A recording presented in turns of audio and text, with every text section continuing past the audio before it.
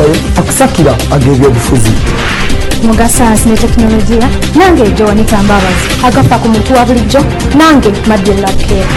Agava mu kooti nange Eka Ronald. Nga bwe gali nange Joan Comfort Agazu. Agafa mu Parliament nange Kisaakye John. Amawulire ag'ebyobufuzi ag'eddiini ag'ebyemizannyo wonna mu malindirire buli ssaawa 2 ez'akawungeezi.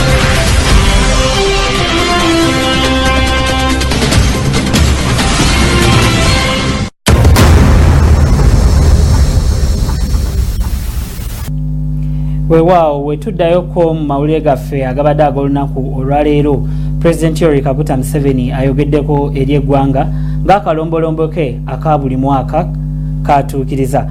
Olunaku olwaleero nga mangu ddala President Museveni nga yakwogerako eri eggwanga.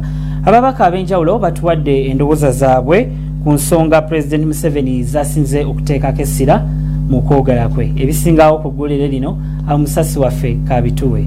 Mangu ddala nga President Yoweri Kaguta Museveni yakogerako eri eggwanga ku kwogera kwe okwa buli mwaka ng'embalirira y'eggwanga tennasomebwa, ku luno President essira alitadde ku nsonga ez'enjawulo omuli okulwanyisa obuli bw'enguzi, emirimu, okukendeeza ku bintu ebiyingira mu ggwanga n'ensonga endala. Twogeddeko n'abantu ab'enjawulo abawadde endowooza zaabwe ku kwogera kwa President Museveni omuli ababaka n'abannaddiini. Ababaka omuli Tinkasimire Ngono yakiikirira Buyaga ategeezezza nga President Museveni bw'atasobola kutuukiriza ebyo byonna ebyamulema okumala emyaka 3 ng'era byonna byayogedde alimbye. Maze emyaka 3 ng'ayogera bw'atyo naye by'okola wa?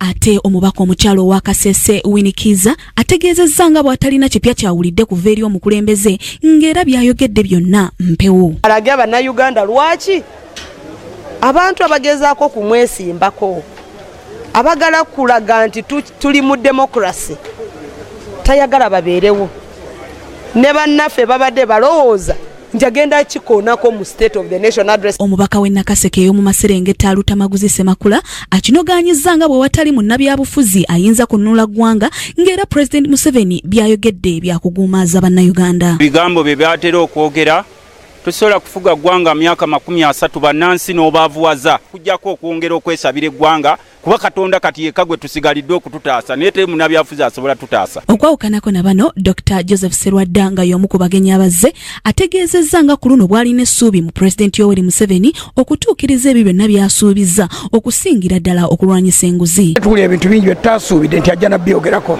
Tuli yayogeranga dams ng'ayogera 25 kati ayogeddeyo nga 3 nakomyawo ekitegeeza nti waliwo batadda wagenda okussa emphasis ate weta ali luli. Dr. Serwadda ayongeddeko n'ategeeza nti obutafaananako na bulijjo President Museveni ensonga ze azisengese bulungi. Byenfuna byogeddeko bulungi naye eddwaliro n'essomero tabyogeddeeko. Ye Betty Kamya nga yakulira ekibiina kya Uganda Federal Alliance naye akkiriza nga President bw'ayogedde obulungi yadde nga tamatidde engeri gy'ayogeddemu ku bintu ebiruma bannayuganda. Ate ye Minisita w'ebyettaka Daudi Migereko atenderezza okwogera kwa mukama we n'ategeeza nti buli nsonga agyogeddeko nga bwe kibadde kimusuubirwamu. Naye nze ekisinza obukulu yeno message ey'okulaba nti Uganda yeekolera ebintu bye twetaaga okukozesa wano mu ggwanga. Olunaku lwaleero President Yoweri Kaguta Museveni aguddewo Parliament ey'e10 mu butongole. Abantu ab'enjawulo omuli ababaka ba Parliament ko ne bannaddiini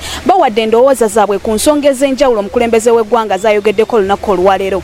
Wabula bategeezezza nti basuubira nti ku mulundi guno anaateeka mu nkola ebyo byayogeddeko naye ne bennyamira nti tayogedde ku malwaliro ekintu ekisinga okuluma ennyo bannayuganda. Kisaakye Joan, Kingdom TV amalindirire.